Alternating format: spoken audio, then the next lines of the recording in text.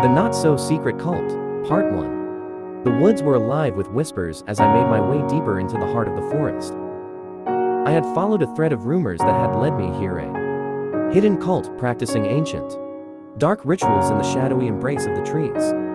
Ever since I stumbled upon a tattered book in an old bookstore, its pages filled with tales of the Illuminati's sinister machinations, I had been obsessed. The moon hung low in the sky, a pale eye watching my every move. I had heard stories about the cult, how they gathered under the cover of darkness, how they summoned powers beyond comprehension, and how they believed that the ultimate sacrifice could grant them unfathomable strength. I knew I had to see it for myself, to capture the truth behind the myths. As I approached a clearing, the air grew thick with a sense of foreboding. The sound of chanting reached my ears, rhythmic and unsettling, echoing through the night. I crouched behind a thick tree trunk, peering into the moonlit space. There, in the center, stood a group of robed figures, their faces hidden beneath hoods. Candles flickered around them, casting an eerie glow that danced like spirits in the night. In the middle of the circle lay a stone altar, dark and foreboding.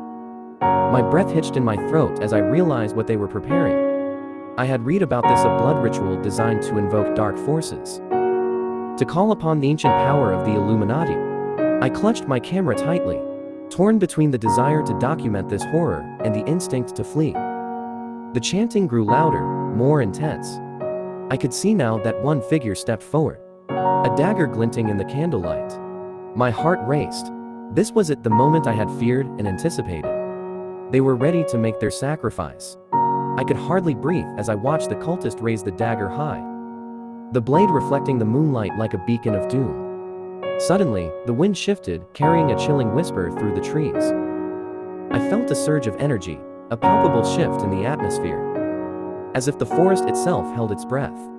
The cultists continued their chant, and the air vibrated with an ancient power, a force that seemed to reach out and grasp at my very soul. As the dagger descended, the figure on the altar, a young woman, bound and terrified, let out a scream that shattered the night. I felt my heart stop. The sound pierced through the dark, and the chanting ceased abruptly. The cultists turned their heads as if they sensed my presence, their eyes glowing like embers in the night.